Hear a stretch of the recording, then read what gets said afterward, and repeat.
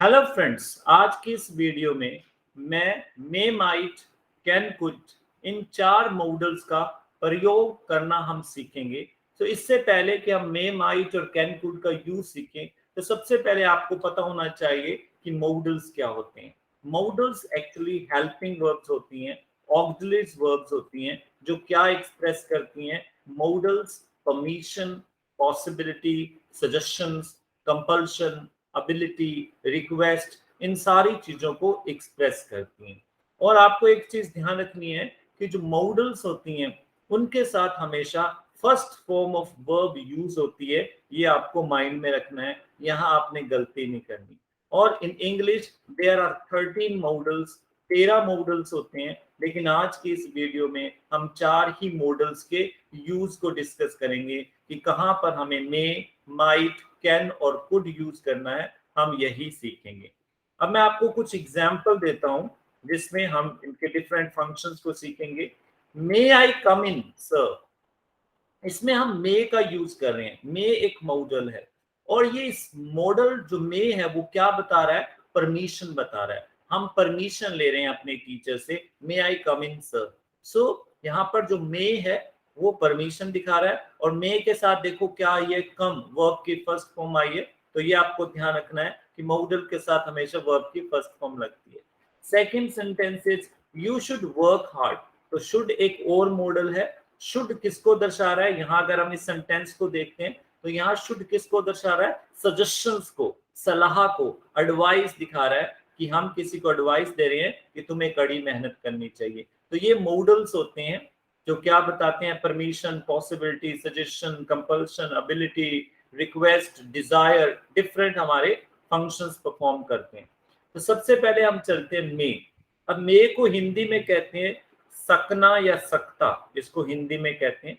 तो मैं आपको एडवाइस करूंगा कि आप हिंदी में मत जाओ, वही अच्छा है।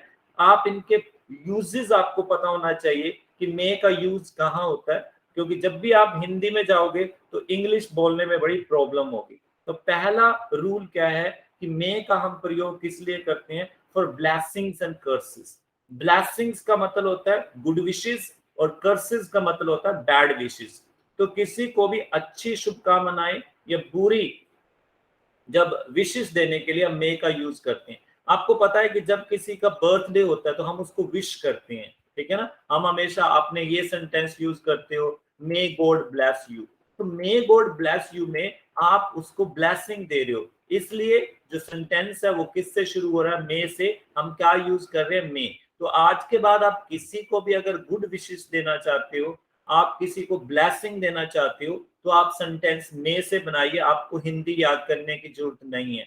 अब इस सेंटेंस को बनाना कैसे है, इस प्रकार के सेंटेंस हमेशा मे से शुरू होंगे और मे के बाद हमारा सब्जेक्ट आएगा। May God bless you. एक और सेंटेंस हम किसी को हम कर्स भी कह सकते हैं, जैसे हम ये भी कह सकते हैं may you pass in the exam. आप अपने फ्रेंड को एक ब्लेसिंग दे रहे हो, may you pass in the exam, ठीक है। May you get success in life, कि आपको जिंदगी में सफलता मिले। तो आप ब्लेसिंग कुछ भी से दे सकते हो। मे यू लिव लॉन्ग, है ना, आपकी उम्र लंबी हो। तो हमने सेंटेंस मे से शुरू करना है, उसके बाद सब्जेक्ट लेके आना है और at the end of the sentence हमने क्या लगाना है, साइन ऑफ एक्सक्लेमेशन लगाना है। ये आपको ध्यान रखना है। सिमिलरली कई बार हमारी किसी से लड़ाई हो जाती है तो तब भी हम कर्स भी दे देते हैं। जैसे आप अपने फ्रेंड को जब लड़ते हो तो उसको क्या कहते हो, मे ही फेल इन द एग्जाम। तो आप किसी को बैड विश भी कर सकते हो और गुड विश भी कर सकते हो। तो आपको ध्यान रखना है कि ऐसे सेंटेंस किससे शुरू करने हैं, मे से। मे के बाद सब्जेक्ट आएगा, मॉडल के साथ हमेशा वर्ब की फर्स्ट फॉर्म लगती है, तो वो फर्स्ट फॉर्म लगानी है। And at the end of the sentence क्या आएगा, साइन ऑफ एक्सक्लेमेशन। तो ये हम रियल लाइफ में बहुत बार इसको यूज करते हैं। So you must learn this rule. Second is to seek permission from elders. To seek मैंने क्या होता है, to get permission from elders. हमारे से जो बड़े हैं उनसे परमिशन लेने के लिए। वैसे बुक्स में ये रूल मिलता है कि फॉर फॉर्मल परमिशन। तो फॉर्मल में बच्चे बड़े उलझ जाते हैं कि ये फॉर्मल परमिशन क्या है। तो उसको मैंने सिंपल बनाया है कि जब भी आप अपने से बड़े से परमिशन लेना चाहते हो तो आप मे का यूज करोगे, ठीक है। अब बड़े का मतलब ये नहीं है कि वो सिर्फ उम्र में बड़ा हो। कई बार जो लोग होते हैं वो अच्छी पोस्ट पे होते हैं, तो चाहे उसकी उम्र कम है लेकिन वो पोस्ट में तो हमारे से बड़ा है, तब भी हम मे का यूज करेंगे।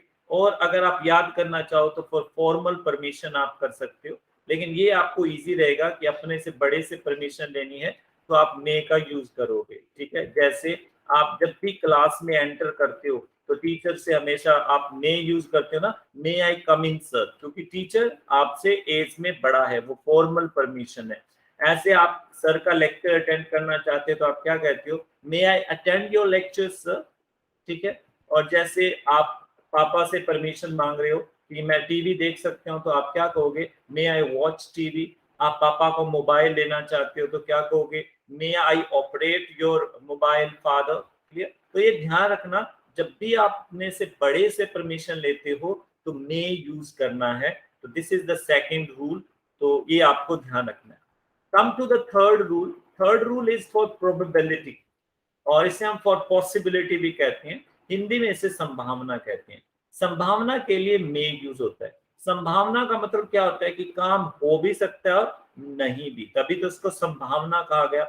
तो जैसे हम एक सेंटेंस आपने सबने सुना होगा, इट मे रेन टुडे, कि आज बारिश हो सकती है। तो बारिश से रिलेटेड हमेशा संभावना है कि बारिश हो भी सकती है और नहीं भी, तो इट मे रेन टुडे। जैसे ही मे पास, कि वो पास हो सकता है। अब यहाँ पे संभावना है, शायद वो पास हो जाए, शायद वो फेल भी हो जाए।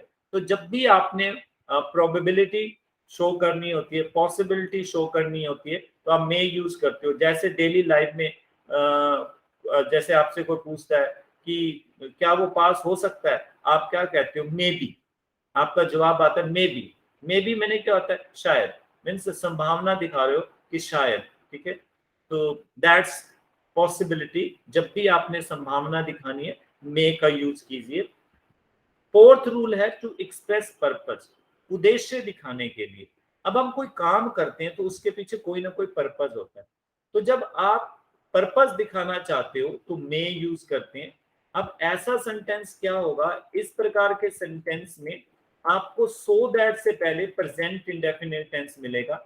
जैसे देखिए, he works hard so that he may pass. देखो, सो दैट के बाद हमने मे यूज किया है। वो कड़ी मेहनत करता है, सो दैट मैंने ताकि, ये पर्पज को शो कर रहा है, ताकि वो पास हो सके। तो जब भी आप पर्पस दिखाना चाहते हो तो सो दैट से पहले प्रेजेंट इंडेफिनिट टेंस यूज कीजिए और उसके बाद मे यूज कीजिए। ही works hard so that he may pass. He attempts exam carefully, वो अपना एग्जाम बड़ी केयरफुली देता है, सो that he may gate good marks. ठीक है, ताकि वो अच्छे नंबर ले सके। ऐसे हम कहते हैं कि he drives carefully so that he may not meet with an accident. वो ड्राइव बड़ी केयरफुली करता है ताकि उसका कहीं एक्सीडेंट ना हो जाए। तो इस प्रकार जब भी आप पर्पस दिखाना चाहते हो तो आपको सो दैट से पहले प्रेजेंट इंडेफिनिट टेंस लगाना पड़ेगा और सो दैट के बाद क्या आएगा, मे आएगा। तो these are the four important rules of may.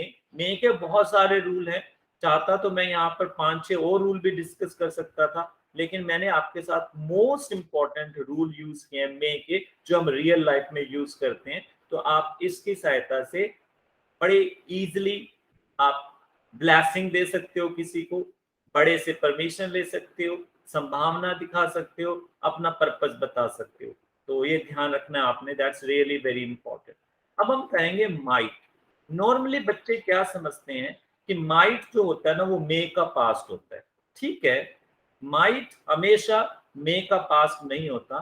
Might मे के पास्ट के रूप में कुछ सिचुएशंस में काम करता है, हमेशा नहीं। अब हम माइट का रूल करेंगे। पहला रूल है for least probability. Least probability मैंने क्या होता है, सबसे कम संभावना के लिए। अभी हमने संभावना के लिए एक मॉडल किया था मे, कि मे संभावना के लिए होता है।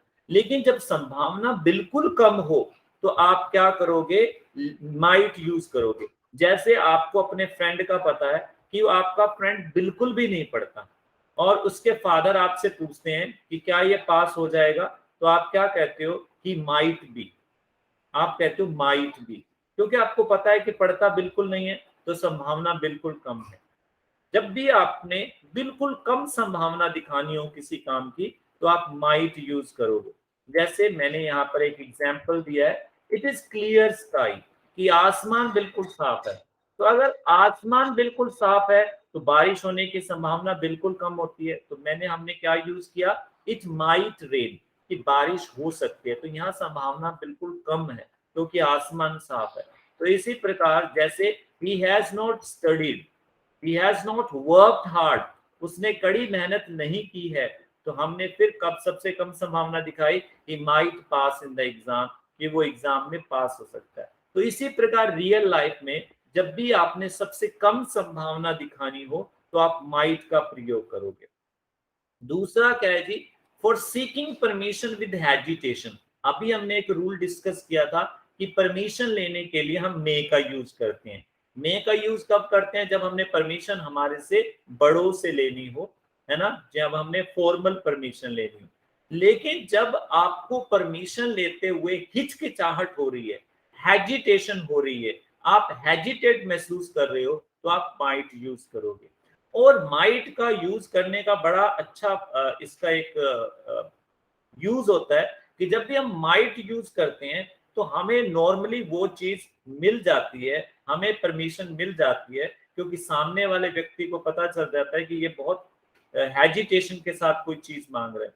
जैसे कई बार होता है कि हम किसी की गाड़ी लेने चले गए, अब गाड़ी बड़ी एक्सपेंसिव है, तो हम उससे मांगते हुए थोड़े से हिचकिचाते हैं कि मैं इसकी गाड़ी मांगू या ना मांगू।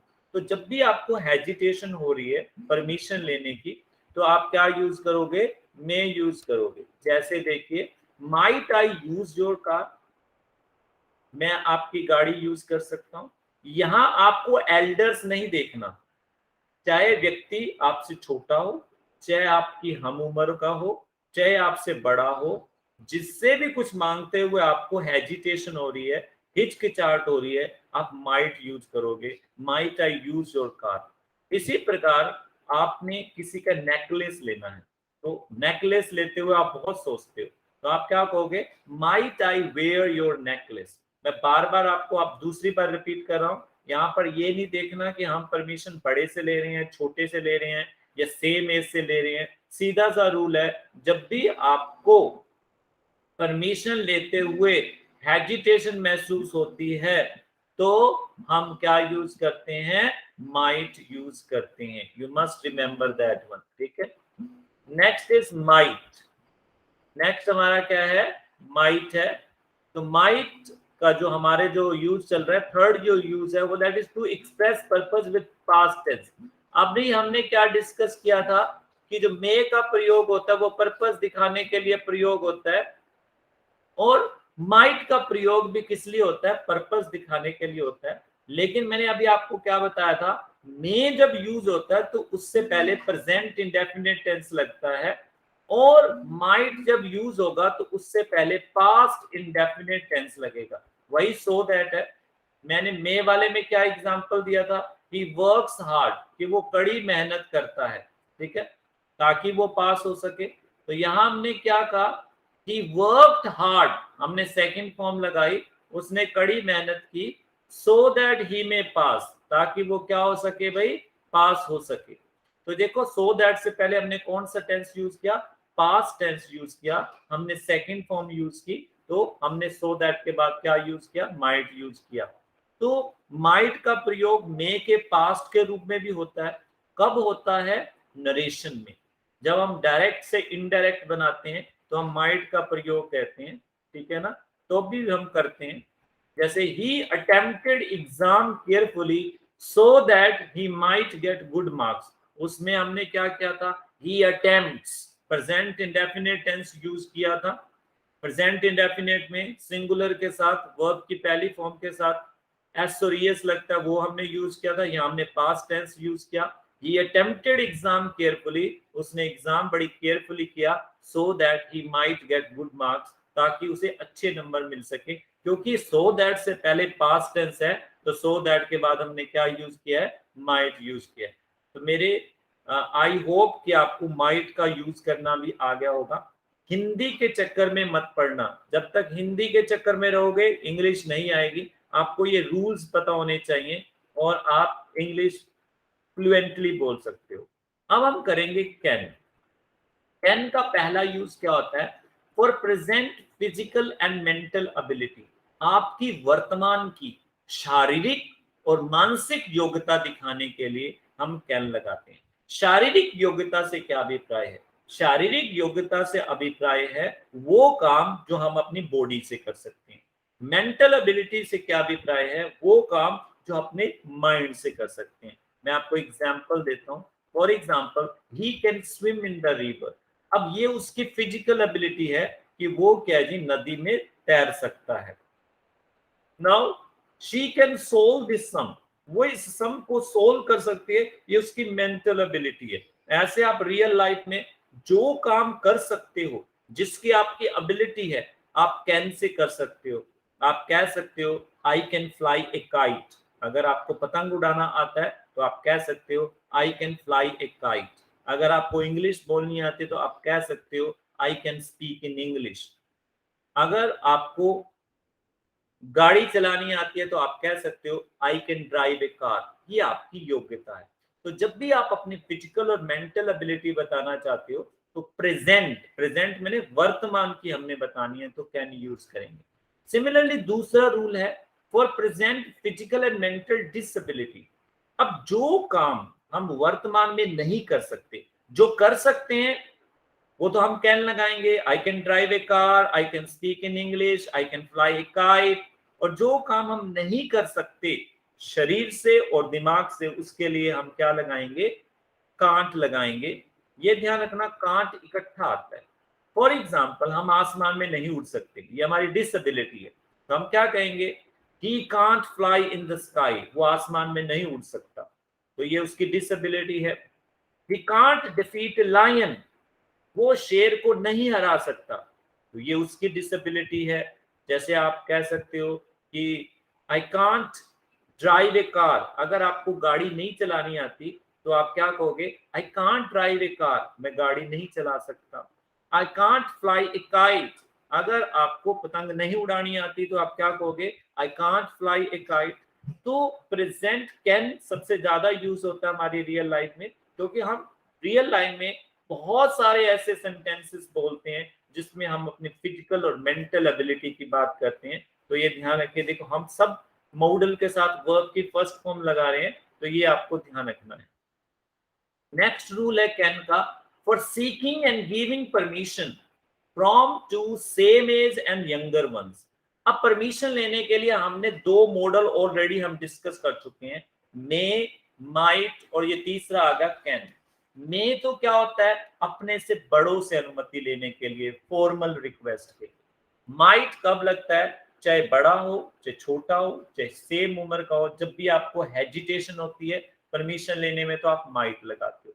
कैन का प्रयोग हम तब करते हैं जब हमने परमिशन किससे लेनी होती है? अपनी सेम एज से और यंगर वन से, हमारे से छोटों से अनुमति लेनी होती है, या हम उम्र जो हमारे लोग हैं उनसे परमिशन लेनी होती है, तो हम कैन लगाते हैं। वैसे बुक्स में ये रूल दिया होता है इनफॉर्मल परमिशन, तो वो इनफॉर्मल रहने दीजिए। ये सिंपल सा रूल है कि जब भी आप अपने छोटे से या अपने हम उम्र से परमिशन लेना चाहते हैं या परमिशन देना चाहते हैं तो आप कैन यूज कीजिए। For example, can I use your friend phone. आप अपने फ्रेंड से अपना उसका फोन मांग रहे हो, फ्रेंड आपकी उम्र का है, तो आप कह सकते हो can I use your phone, can I operate your phone. अब वो आपका दोस्त आपको परमिशन दे रहा है तो वो क्या कहेगा? यस यू कैन, तुम कर सकते हो, ये परमिशन दे रहा है। तो जब परमिशन लेने के लिए कैन आते हैं तो परमिशन देने के लिए भी कैन हम यूज कर सकते हैं, तो ये ध्यान रखिए कैन। फोर्थ रूल क्या है? फॉर इनफॉर्मल रिक्वेस्ट, रिक्वेस्ट करनी हो किसी से। अब आपको परमिशन और रिक्वेस्ट में डिफरेंस पता होना चाहिए कि परमिशन और रिक्वेस्ट में क्या डिफरेंस होता है। परमिशन में तो जो रिक्वेस्ट होता है, रिक्वेस्ट में हम किसी दूसरे व्यक्ति को काम करने के लिए कहते हैं, इसलिए रिक्वेस्ट में हमेशा यू आता है। और परमिशन में काम हम करते हैं, इसलिए वहां पर आई आता है। देखो हम क्या कह रहे हैं? Can I operate your mobile, can I operate your phone. Permission ले रहे हैं लेकिन ऑपरेट कौन करेंगे? हम करेंगे, हम काम करेंगे, ठीक है। मे आई कम इन सर, परमिशन सर से ले रहे हैं लेकिन कमरे में एंटर कौन होंगे? हम करेंगे। तो परमिशन में काम हम करते हैं, रिक्वेस्ट में काम कोई दूसरा व्यक्ति करता है। इसलिए रिक्वेस्ट में हम यू यूज करते हैं और परमिशन में आई यूज करते हैं। तो ये आपको क्लियर होना चाहिए कि परमिशन और रिक्वेस्ट में क्या अंतर है। मींस जब आपको रिक्वेस्ट करते हुए सोचना ना पड़े उसे कहते हैं इनफॉर्मल रिक्वेस्ट। जब आपको किसी से रिक्वेस्ट करते हुए सोचना ना पड़े तो उसे कहते हैं हम इनफॉर्मल रिक्वेस्ट। ये वही बात है जब आपने रिक्वेस्ट करनी हो अपने से छोटे से या अपने किसी सेम उम्र के व्यक्ति से तो हम कैन यूज करते हैं, क्योंकि हम बड़ों से तो एकदम ऐसे बात नहीं कर सकते। तो ये होती है इनफॉर्मल रिक्वेस्ट। जैसे आप अपने फ्रेंड को कहते हो can you open the door, तो इसमें हम इनफॉर्मल रिक्वेस्ट है। या आप अपने बेटे को कहते हो या अपनी बहन को कहते हो या अपने ब्रदर को कहते हो जो सेम उम्र के, आप क्या कहते हो can you bring a glass of water, so that is called informal request. So these are the four important rules of can के और भी बहुत सारे रूल्स हैं, लेकिन I have discussed only the most important rules with you जो हम daily life में यूज करते हैं। तो अगर आप इनको यूज करोगे तो आप इंग्लिश को बहुत अच्छे ढंग से बोल पाओगे। लास्ट जो मॉडल्स इस वीडियो में मैं आपके साथ डिस्कस करना चाहता हूं वो है कुड। अब नॉर्मली बच्चे समझते हैं कि could is past of can, ऐसा नहीं है। कुड के अपने रूल होते हैं, अपने यूजेस होते हैं, हमेशा ये कैन का पास्ट नहीं होता। पहला रूल क्या है जी, for past physical and mental ability. Can का प्रयोग किस लिए हुआ था? For present physical and mental ability. For present मैंने आज हम जो काम कर सकते हैं। पास्ट का मतलब है कि जो हम पहले कर पाते थे आज हम नहीं कर पाते। Past physical and mental ability का मतलब है कि वो काम हम पहले कर लेते थे आजकल हम नहीं कर पाते। तो ये होती है past physical and mental ability. For example when I was in 6th class I could climb the tree like a monkey. तो ये मेरी पहले की योग्यता थी। जब मैं 6th क्लास में था तो मैं वृक्ष पर एक मंकी की तरह चढ़ जाता था, क्योंकि मैं बड़ा छोटा था, क्विक था, बड़ा मतलब कि मेरे में फुर्ती बहुत थी, तो मैं एकदम वृक्ष पे चढ़ जाता था। क्योंकि अब मैं बड़ा हो गया हूं तो अब मैं वृक्ष पर मंकी की तरह इतनी फास्ट नहीं चढ़ सकता। ठीक है, तो ये मेरी आज मेरी ये योग्यता नहीं है, पहले थी। तो यही मैंने बताया पास्ट फिजिकल मेंटल एबिलिटी का मतलब वो आप पास्ट में काम कर सकते थे आज नहीं। अगर मैं इसको बोलना पढ़ूं तो कैसे बोलूंगा? When I was in 6th class, I could climb the tree like a monkey, but now I can't. लेकिन मैं अब नहीं कर सकता। दूसरा देखिए, for past physical and mental disability, यहाँ पे शब्द आएगा, ये एबिलिटी नहीं है, ये डिसबिलिटी आएगा। जैसे हमने कैन में किया था for present physical and mental disability, similarly for past physical and mental disability. यहाँ डिसबिलिटी वर्ड है, मींस जो काम आप पास्ट में नहीं कर पाते थे लेकिन अब कर पाते हो, इसका उल्टा रिलेशन है, इसलिए समझिए। जैसे for example when I was a baby I could not speak English. जब मैं एक छोटा बच्चा था मैं इंग्लिश नहीं बोल सकता था, लेकिन अब मैं बोल सकता हूँ। यही है ना, बिल्कुल उल्टा रिवर्स है। तो मैं क्या कहूंगा? When I was a baby I could not speak English but now I can. अब मैं कर सकता हूँ, पास्ट में नहीं कर सकता था। ठीक है, तो ये ध्यान रखिए, दैट्स रियली इंपॉर्टेंट। कुड का जो तीसरा रूल है वो है फॉर पोलाइट रिक्वेस्ट। अब आपने जब रिक्वेस्ट अपने से बड़ों से करनी है, बड़े उम्र में हो या बड़े पोस्ट में हो, तो जब आप बड़ों से रिक्वेस्ट करते हो तो आप पोलाइट रिक्वेस्ट करते हो, विनम्र प्रार्थना करते हो। तो जब आप विनम्र प्रार्थना करोगे तो कुड लगाएंगे। तो इसलिए जब कुड का यूज होता है तो यहाँ प्लीज वर्ड जरूर यूज करते हैं, please word. For example could you open the door please. आप अपने फादर को कह रहे हो, तो फादर को कह रहे हो या अपने टीचर्स को कह रहे हो या अपने ग्रैंड फादर को कह रहे हो, अपने से बड़े से कह रहे हो, तो आप रिक्वेस्ट पोलाइट रिक्वेस्ट कहोगे। ठीक है, तो हम क्या कहेंगे? Could you open the door please. तो जब आपने पोलाइट रिक्वेस्ट करनी है, विनम्र प्रार्थना करनी है, तो आप प्लीज यूज कीजिए। जैसे आप अपने दोस्त से रिक्वेस्ट कर रहे हो, पोलाइट रिक्वेस्ट कर रहे हो, क्या कह रहे हो? उसको कह रहे हो कि मेरा होमवर्क पूरा कर दो, तो आप प्यार से रिक्वेस्ट कर रहे हो तो क्या कहोगे? Could you complete my homework please. तो आपको ध्यान रखना है, जब भी आपने रिक्वेस्ट पोलाइट करनी है, विनम्र करनी है, तो कुड का यूज करना है और उसके साथ प्लीज लगाना है। और आप आपने इनफॉर्मल रिक्वेस्ट करनी है, उसमें ज्यादा विनम्र प्रार्थना नहीं करनी, तो आप कैन का यूज करोगे। तो these are the uses of could. Could एक क्या होता है, एज पास्ट ऑफ कैन भी यूज होता है, ये भी नरेशन में यूज होता है। नॉर्मली हम सेंटेंस में यूज नहीं करते, नरेशन में पास्ट में यूज करते हैं। For example, he said that he could not run fast. देखो दैट से पहले क्या आया, सेड आया, तो सेड सेकंड फॉर्म है, से की सेकंड फॉर्म क्या होती है, सेड। तो इसलिए अगर यहां पर सेंटेंस आता he says, present indefinite tense आता तो हम कैन लगाते। He says that he can not run fast, वो कहता है कि वो तेज नहीं दौड़ सकता। लेकिन यहां पर सेड आ गया, पास्ट आ गया, तो आना कैन था, लेकिन दैट से पहले सेकंड फॉर्म दी हुई है, पास्ट टेंस दिया हुआ है, इसलिए यहाँ पे कुड आ गया। तो he said that he could not run fast, जैसे हमने माइट वाला किया था पर्पस दिखाने के लिए। सो दैट से पहले प्रेजेंट इंडेफिनिट टेंस था तो हमने मे यूज किया था, और सो दैट से पहले पास्ट इंडेफिनिट टेंस था तो हमने क्या यूज किया था, माइट यूज किया था। सिमिलरली आपने ये देखना है कि जो आप सेंटेंस बोल रहे हो उसमें क्या आप प्रेजेंट टेंस यूज कर रहे हो, पास्ट टेंस यूज कर रहे हो।